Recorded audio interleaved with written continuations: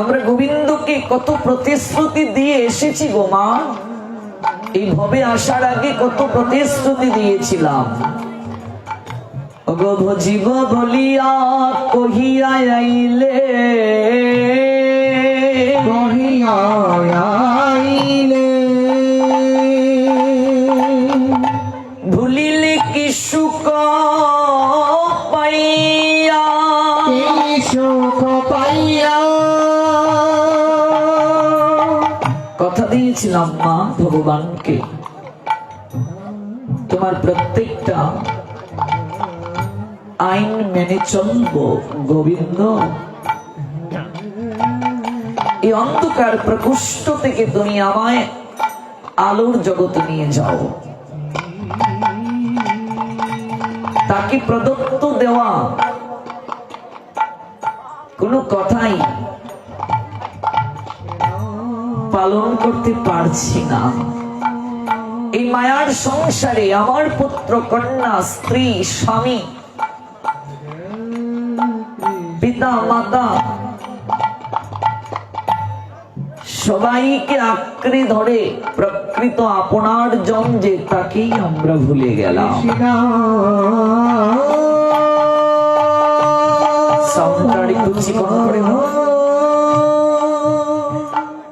এজন্যই হরিধ্বনি প্রেম ধ্বনি করার সময় দুটো হাত তুলে একটু মার্জনা চাইবে, স্যালেন্ডার করবে, তার কাছে ক্ষমা চাইবে।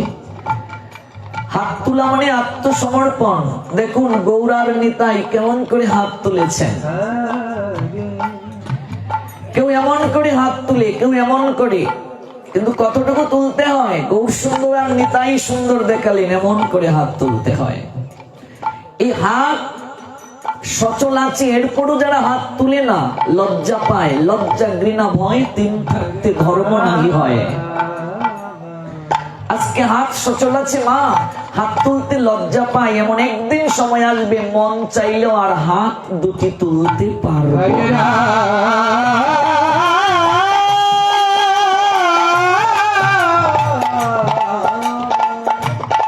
মন চাইলেও আর হাত দুটি তুলতে পারবো না, কারণ দেহ থাকিতে সবল হরে কৃষ্ণ বল, অঙ্গ অবশৈলে লইতে পারবে না।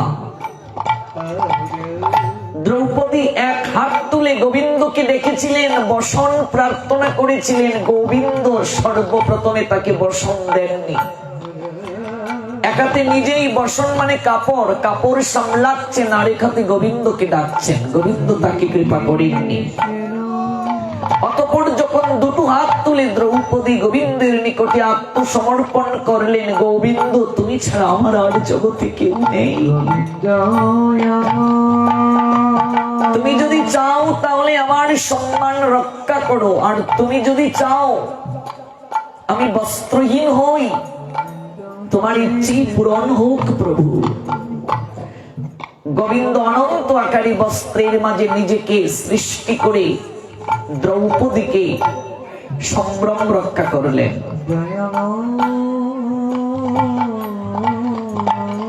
সেই কৃষ্ণচন্দ্র নদিয়ার ভুবনে গৌরচন্দ্র হয়ে আসলেন।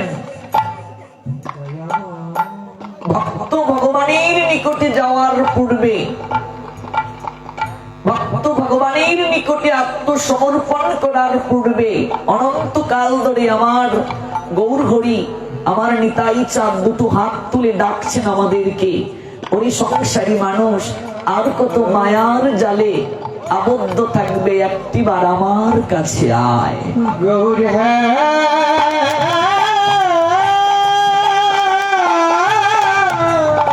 দুটো হাত তুলে বুড়াচাঁদ বলছেন, ওরে আমি ভবের ঘাটি মাঝি হব, একবার প্রাণ ভরে হরি বল, নিতাই গৌর হরি বল, হরি বল, হরি বল, হরি বল, নিতাই গৌর হরি বল, হরি বল, হরি বল, হরি বল, হরি বল, হরি বল গৌর হরি বল, হরি বল, হরি বল গৌর হরি বল, হরি বল, হরি বল গৌর হরি বল।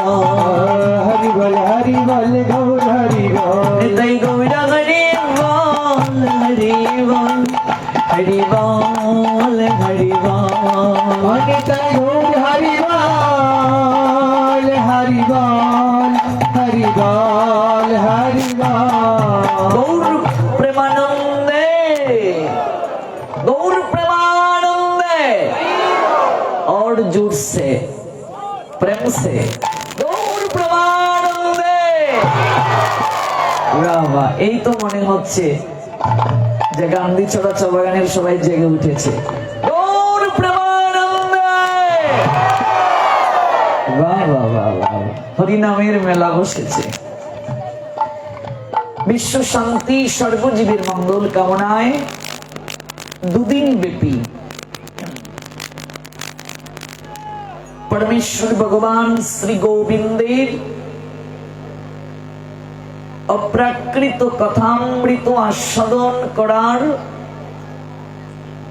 আয়োজন করা হয়েছে বাংলাদেশের মৌলভীবাজার জেলার শ্রীমঙ্গল উপজেলাস্থিত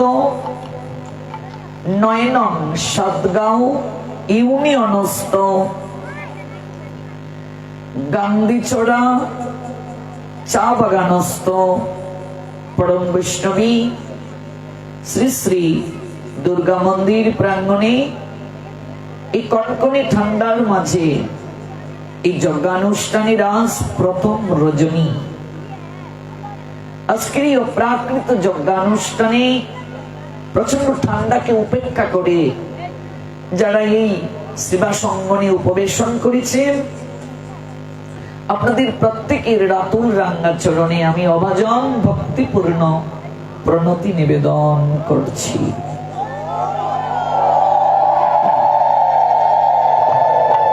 আপনারা কৃপা করে আমার প্রণতি স্বীকার করুন, চরণ ধুলিতে আমায় অভিষিক্ত করুন। কৃতজ্ঞতা নিবেদন করছি গান্ধীছড়া চা বাগানের গৌর ভক্তবৃন্দের প্রতি, যারা অল্প সময়ের মাঝে চমৎকার ভাবে অনুষ্ঠানটির আয়োজন করেছেন।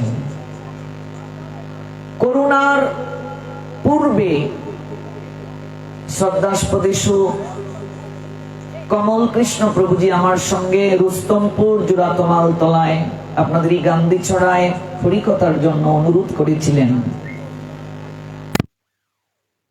পূর্বে, কিন্তু কোনো শিডিউল ছিল না, আমার অনেক পূর্ব থেকেই বুক হয়ে যায়।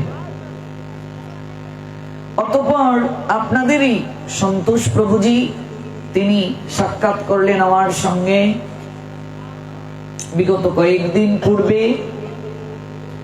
তখনও শিডিউল ছিল না, কিন্তু হঠাৎ করে একটি প্রোগ্রাম বিশেষ কারণে স্থগিত হয়ে যায়। এটা আমারও সৌভাগ্য আপনাদের চরণ প্রাপ্তির জন্য। তাৎক্ষণিকভাবে বাগানের বিভিন্ন অঙ্গনে অনুষ্ঠান চমৎকার ভাবে পরিবেশিত হওয়ার পশ্চাতে যিনি কঠোর পরিশ্রম করেন আমার রিঙ্কু ঘোষ প্রভুজি, ওনার সঙ্গে সাক্ষাৎ করার পরই উনি সন্তোষ প্রভু তথা আপনাদের এই গান্ধীছড়া চা বাগানের সকল ভক্তদের সঙ্গে কথা বলেন। ৩.৫-৪ বছরের প্রত্যাশা গৌর হরির কৃপায় অল্প কয়েকদিনের মাঝেই পূর্ণতা প্রাপ্ত হয়ে যায়। সন্তোষ প্রভুজির প্রতি কৃতজ্ঞতা রইল সার্বিক তত্ত্বাবধানে বাগান পঞ্চায়েত উপদেষ্টা মন্ডলী মহোদয় যারা আছেন সবার প্রতি, এবং সহযোগিতার হাত বাড়িয়ে যারা অনুষ্ঠানটির শ্রীবর্ধন করেছেন গান্ধীছড়া যুব কল্যাণ সংঘ, বিশেষ করে আমি যাদেরকে প্রচন্ড ভালোবাসি, যুব সমাজ আমাকেও ভালোবাসেন, এবং এই যুব সমাজের প্রণোদনা শক্তি বিপদগামী যুব সমাজের পথ প্রদর্শক রূপে আমি সম্মাননাও পেয়েছি। গান্ধীছড়া যুব কল্যাণ সংসদ, পশ্চিম লাইন, মহামায়া যুব সংঘ, পশ্চিম লাইন প্রত্যেকের প্রতি রইল আমার আন্তরিক অভিনন্দন, শুভেচ্ছা, কৃতজ্ঞতা। আপনারা জয়যুক্ত হন। আপনাদের সবার সহযোগিতায় চমৎকার ভাবে এই যজ্ঞানুষ্ঠানটি দুদিন ব্যাপী সংকল্পস্থিত হয়ে আজ সূচনা হলো। আপনাদের এই প্রয়াস ধাপে ধাপে উন্নতির সিঁড়ি বেয়ে জীবনে নতুন নতুন সফলতা বয়ে আনুক, দেশ জাতি তথা সমাজ সমৃদ্ধ হোক তাদের কর্ম তৎপরতা।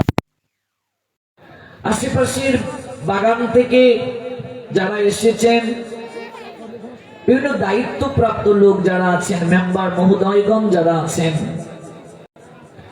আপনাদের প্রত্যেকের প্রতি রইল আমার কৃতজ্ঞতা।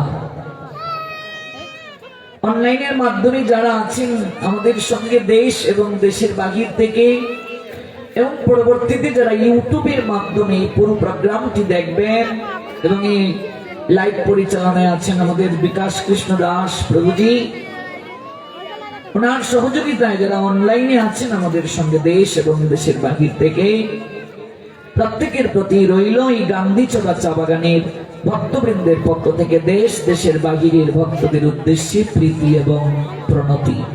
একবার বলুন নিতাই গৌর, নিতাই গৌর, সীতানাথে প্রীতি প্রেমানন্দে, প্রেমানন্দে, হরি হরি বল, জয় জয় শ্রী রাধে শ্রী রাধে। শ্রীমদ্ ভগবত গীতা সপ্তম অধ্যায়, শ্লোক সংখ্যা 3। পরমেশ্বর ভগবান শ্রী গোবিন্দ বলছেন, মনুষ্যানাম সহস্রেষু কশ্চিৎ ইয়তোতি সিদ্ধয়ে ইয়ততাম অপি সিদ্ধানাম কশ্চিৎ মাম ব্যক্তি তত্ত্বতঃ। শ্রীমদ্ ভগবত গীতায় ভক্তির জন্য ভগবানের প্রাণ কেঁদেছে, দরদ দিয়ে রোগ নিরাময় করেছেন ভগবান শ্রী গোবিন্দ। অপূর্ব মধুর কথা অর্জুন শুনেছেন মন প্রাণ দিয়ে, মুখে তার কোনো কথা নাই, কেবল দু একটা জিজ্ঞাসা ছাড়া। বিষাদগ্রস্ত রোগী 18 অধ্যায় শেষে অনুভব করলেন তিনি সম্পূর্ণ সুস্থ। জীবনের বিশাল কর্মক্ষেত্রে আমরা সবাই পীড়িত, বিষাদিত, ভবরোগগ্রস্ত। আমাদের একটাই ঔষধ, শ্রীমদ্ ভগবত গীতার দিব্য বাড়িতে স্নাত হওয়া। সেই শ্রীমদ্ ভগবত গীতায় 18টি অধ্যায় রয়েছে। কর্মকাণ্ডের 6টি অধ্যায়, ভক্তিকাণ্ডের 6টি অধ্যায়, আর জ্ঞান কাণ্ডের 6টি অধ্যায়। এই 18টি অধ্যায়ে শ্লোক আছে 700টি। পরমেশ্বর ভগবানের 574টি, অর্জুনের 85টি, সঞ্জয়ের 40টি, ধৃতরাষ্ট্রের 1টি, যা 3টা কাণ্ডে বিভক্ত আমরা জানলাম। সেই পরমেশ্বর ভগবানের 574টি শ্লোকের মাঝে সপ্তম অধ্যায়ের 3 নম্বর শ্লোক থেকে আজ আমরা শ্রবণ করছি, মনুষ্যানাম সহস্রেষু কশ্চিৎ ইয়তোতি সিদ্ধয়ে ইয়ততাম অপি সিদ্ধানাম কশ্চিৎ মাম ব্যক্তি তত্ত্বতঃ। মনুষ্যানাম সহস্রেষু, আমরা যেটুকু সময় ভগবানের কথা শ্রবণ করব, সেই শ্রবণ যেন হয় কায় মনোবাক্যে। ভগবানের কথা চলাকালীন সময়ে কোনো আহার করতে নেই, কথা বলতে নেই। আমরা 2 ঘন্টা সময় কনকনে ঠান্ডার মাঝে এসেছি, কেন গো মা? কৃপা লাভের জন্য তো। সাধু সঙ্গে কেন আসে মানুষ? আচ্ছা, বিবাহ বাড়িতে কেউ নিমন্ত্রণ না দিলে যায় গো? অন্নপ্রাশনে নিমন্ত্রণ দেয়নি, তুমি যাবে? একটা সামাজিক অনুষ্ঠান কেউ করেছে, নিমন্ত্রণ ব্যতীত তুমি যাবে? যাবে না, যাওয়া উচিত নয়। কিন্তু গীতা পাঠে, বৈষ্ণব সেবায় নিমন্ত্রণের প্রয়োজন আছে? প্রয়োজন নেই। কেন প্রয়োজন নেই? তার কারণ হচ্ছে আমরা সাধু সঙ্গে যাব, গীতা পাঠে যাব, ভাগবত পাঠে যাব, হরি কথা শুনতে যাব, হরিগুণ কীর্তন শুনতে যাব নিজের কল্যাণের জন্য। কিসের জন্য যাব আমরা? নিজের কল্যাণের জন্য, নিজের স্বার্থের জন্য আমরা যাব। কারণ হরিকথা শুনলে আমাদের কল্যাণ হবে, আর কারো নয়। যারা এসেছে, যারা বাড়িতে আসে নাই, তো বাড়িতে যারা আসেনি, লেপ কম্বল গাদ দিয়ে সিরিয়াল দেখছে, তারা কৃপা পাবে? তা আমরা যারা ঠান্ডার মাঝে কষ্ট করে হরিকথা শুনছি, আমাদের কৃপা হবে কি হবে না? তো যেহেতু কষ্ট করে এসেছি, কৃপা কিভাবে পেতে হয় সেটি জানতে হবে না? কোনো কথা বলা যাবে না। ভগবানের কথা যখন শুরু হয়ে যাবে, আর কোনো কথা বলা যাবে না। কায় মনোবাক্যে ভগবানের কথাই শুনতে হবে। হরিকথা চলাকালীন সময়ে কোনো আহার করা যাবে না। কারণ কি? এটা আমরা একটা ব্রত নিয়ে বসেছি। ব্রত মানে কি? তপস্যা। একটা সংকল্প নিয়ে বসেছি, হরির সমীপে বসেছি। হরি কোথায়? কৃষ্ণ কোথায়?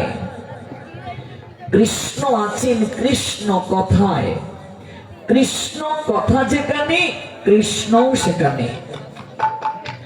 ভগবান কোথায় থাকেন? নাহম তিষ্ঠামি বৈকুণ্ঠে। ভগবান বলছেন আমি বৈকুণ্ঠেও থাকি না। যোগিনাম হৃদয়ে নচ, আমি যোগীদের হৃদয়েও থাকি না।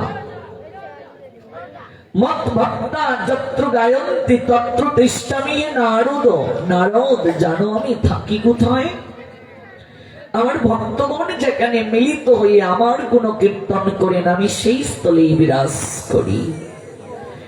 তাহলে আজ যে ভগবানের কথা কীর্তন হচ্ছে, এই আঙ্গিনা সাধারণ কোন আঙ্গিনা রইল না মা। এই গান্ধীছড়া চা বাগানের আঙ্গিনা সাধারণ কোন আজ আঙ্গিনা নয়। আজকের এই আঙ্গিনা আমরা সাজালাম মধুময় শ্রী বৃন্দাবন ধাম। জয় জয় নিতাই গৌর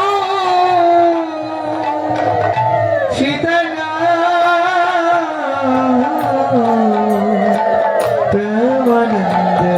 তাহলে এটা যদি বৃন্দাবন ধাম হয়, এটা যদি শ্রীবাসের আঙ্গিনা হয়, তাহলে শ্রীবাস আঙ্গিনা এসে কি পানির কৌটা খুলে খাওয়া যাবে? পান বিড়ি টানা যাবে, চটপটি খাওয়া যাবে, চিপস খাওয়া যাবে, ছানাচুর খাওয়া যাবে, জালমুড়ি খাওয়া যাবে? এগুলো সব আঙ্গিনার বাইরে, আঙ্গিনার ভিতরে নয়। এগুলো জানতে হবে। আমরা এত কষ্ট করে যজ্ঞ করি, কিন্তু কৃপা হয় না, অপরাধ হয়।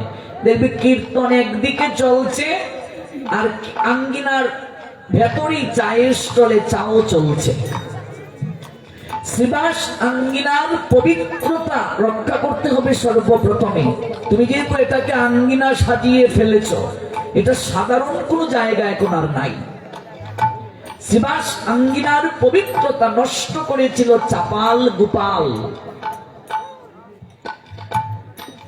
চাপাল গোপাল কি করে আঙ্গিনার পবিত্রতা নষ্ট করলো? মহাপ্রভু হরিনাম শুরু করলেন সর্বপ্রথমে কোথায়? হরিনামের বীজটা কোথায় বপন করলেন? শ্রীবাসের আঙ্গিনায়। ও মা, কীর্তন যে আমরা সাজাই গো, আমরা এটা কোন আঙ্গিনা বলি? শ্রীবাস আঙ্গিনা। তো আমাদের গান্ধীছড়া যেখানে কীর্তন হয় কিংবা ভাগবত অনুষ্ঠান হয়, সে শ্রীবাসের অঙ্গন। শ্রীবাস নামে কেউ আছে? তাহলে শ্রীবাস অঙ্গন কেন বলি? হ্যাঁ, জানতে হবে। যিনি কিংবা যারা যেমন এই গান্ধী চোরার ভক্তবৃন্দ, তারাই হলেন এই দুদিনের জন্য শ্রীবাস, তারাই শ্রীবাসের ভূমিকায় আছেন। তাহলে শ্রীবাসকে যদি আমি না জানি, তার ভূমিকাটা কি করে পালন করব? পঞ্চতত্ত্বের অন্যতম পঞ্চতত্ত্ব 5 জন: গৌর নিতাই, অদ্বৈত, গদাধর, শ্রীবাস। শ্রীবাস পণ্ডিতং নৌমি নৌমি গৌরাঙ্গ প্রিয় পার্ষদম প্রিয় পার্ষদা যস্য কৃপালবেনাপি গৌরাঙ্গে জয়তে রতি। গৌরাঙ্গ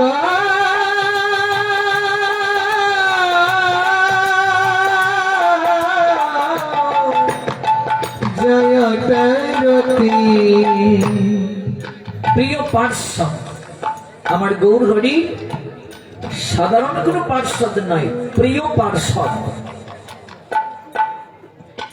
দেবর্ষি নারদই শ্রীবাস হয়ে জন্ম নিলেন কলিযুগে গৌর লীলায় পুষ্টি সাধন করার জন্য। স্বয়ং দেবর্ষি নারদই শ্রীবাস হলেন।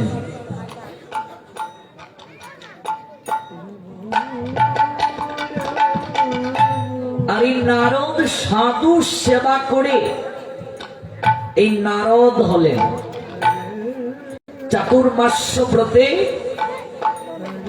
সাধুদের সেবা করলেন, উচ্ছিষ্ট পরিষ্কার করলেন, প্রসাদ গ্রহণ করলেন। যাওয়ার সময় সাধুরা আশীর্বাদ করে গেলেন।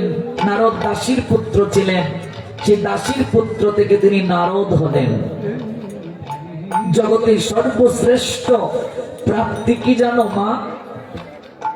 মহতের আশীর্বাদ। সাধু যে গৃহে রাত যাপন করেন, সাধু যে গৃহে অবস্থান করেন, সেই গৃহের সকল পাপ বিনষ্ট হয়ে যায়।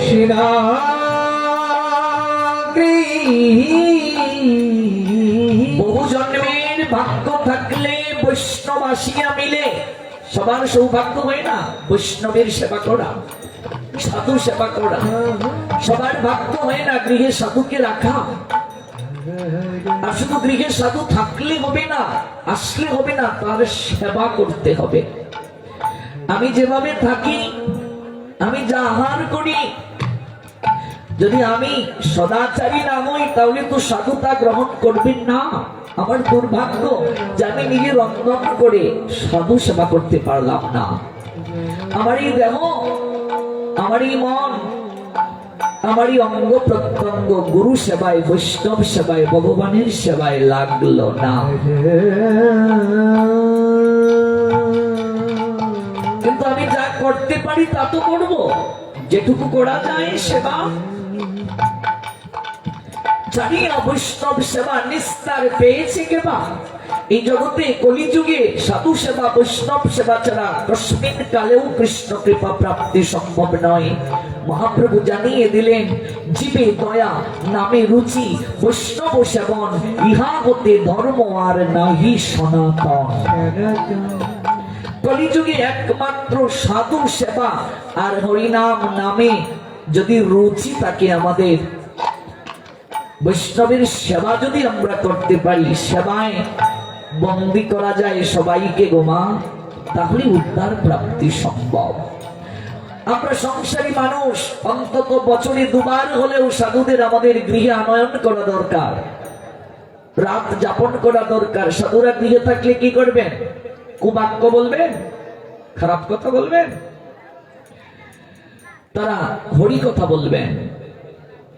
রান্না হবে, ভোগ নিবেদন হবে, প্রসাদ হবে, সে আঙ্গিনা হয়ে যাবে স্বয়ং ভগবানের বিচরণ ক্ষেত্র। সাধুরা যে জায়গায় অবস্থান করেন, ভগবানও সে জায়গায় অবস্থান করেন। ভক্ত যেখানে নাই ভগবান সেখানে থাকেন না। ভগবান নিজেই বলছেন, মূঢ় ভক্ত নাহি ভজে আমা ভজে মাত্র, সেই দাম্ভিক কবু নাহি মোর প্রসাদের পাত্র। আমার ভক্তকে যে ভজন করে না, আমাকে ভজন করতে চায়, সে অহংকারী, সে মূর্খ, সে কোনোদিন আমার কৃপা লাভ করতে পারে না। তাই জেনে রাখো হে জীব সকল, আমারই ভজিবার যার আছে অভিলাষ, সে ভজুক আমার মঙ্গল প্রিয় দাস। সেই ভজ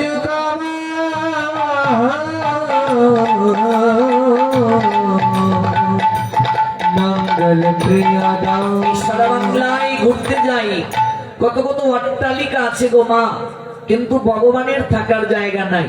একটা ছোট্ট কবুতরের বাক্স, কিন্তু নিজেদের এসি ঘর। আমি নাম বলবো না, এক জায়গায় গিয়েছি, বাথরুম টয়লেটটা যত উন্নত, এত উন্নত, তার থেকে কুটিবাড়ির এক বাবু ঠাকুর ঘরটা সুন্দর না। মানে আমাদের মন কোন জায়গায় দেখো। অথচ সেই ভগবানের দয়ায় বেঁচে আছি। নগ্ন হয়ে জগতে এসেছিলাম, নগ্ন হয়ে জগতে যাব, কিচ্ছুটি নিয়ে যেতে পারবো না। আমার কিছু ছিল না, নিয়েও যেতে পারবো না। ভগবান কৃপা করে সব দিলেন, অথচ তাকে রাখার জায়গা নাই। বৃহৎ বৃহৎ কক্ষ আছে, ভগবানের কক্ষ নাই, ভগবানের ভক্তদের থাকার জায়গা নাই। আমাদের মন কোন জায়গায় আমরা নিয়ে রেখেছি? এর থেকে আর দুর্ভাগ্য কি হতে পারে? সংসারে কেন আমার এত যন্ত্রণা, কেন আমার এত দুঃখ? আমি মনুষ্য জীবন পেয়ে আজও কেন কৃষ্ণ প্রেম লাভ করতে পারলাম না? আজও কেন আমার ভক্তি উদয় হলো না? তার কারণ হচ্ছে আমি প্রেম ভক্তি লাভে যত্নবান হতে পারছি না। শ্রদ্ধা নেই আমার, ভক্তি নেই আমার। আর অশ্রদ্ধা যার আছে হৃদয় মাঝে, ভগবান বলছেন অপ্রাপ্য মাম, আমাকে সে প্রাপ্ত হয় না। নিবর্তন্তে মৃত্যু সংসার বর্তনী, তাকে ফিরে আসতে হবে বারংবার। বৃন্দাবন থেকে গোপাল এনেই অনেকে বলে, গোপাল আমার ছেলে, যে ও গো আমার গোপালকে দেখে এসো। কি খেতে দাও? একটু চিনি বাতাসা, একটু কলা কমলা, আর মাঝে মাঝে একাদশীর পরের দিন একটু খিচুড়ি। অন্য ব্যঞ্জন দেওয়ারও সময় নাই। একাদশীর আগের দিন আর পরের দিন একটু খিচুড়ি। এবার পেট থেকে যে গোপাল বের হলো তোমার ছেলে, তাকে প্রত্যেকদিন চিনি মিষ্টি বাতাসা আর এই ঠান্ডার মাঝে কলা যদি দাও, কি বলবে তোমার? যে খাওয়াতে পারো না, জন্ম দিয়েছিলে কেন? তোমায় ছেড়ে চলে যাবে। তোমার পেটের গোপাল চিনি মিশ্রি খেয়ে থাকে না, চলে যায়। আর যে তোমায় রক্ষা করবে সুখে দুঃখে ভবের কাকের কান্ডারি, সে তোমার ঘরে চিনি মিশ্রি খেয়ে থাকবে কি করে গো মা? কি করে থাকবে? মনটাকে অনুরাগ এবং ভক্তিতে ভরিয়ে দিতে হয়। ভগবানের সেবা করতে গেলে যে আমার অনেক অর্থ প্রয়োজন তা নয়। আপনারা চা বাগানের মানুষ, আপনাদের মাঝে ভক্তি অনেক, এটা আমি সব জায়গায় বলি, আমার গুরুদেবও বলতেন। আপনাদের অর্থ কম থাকতে পারে, কিন্তু আপনাদের সুন্দর একটা মন আছে, আপনাদের ভক্তি আছে, খুব সরল আপনারা।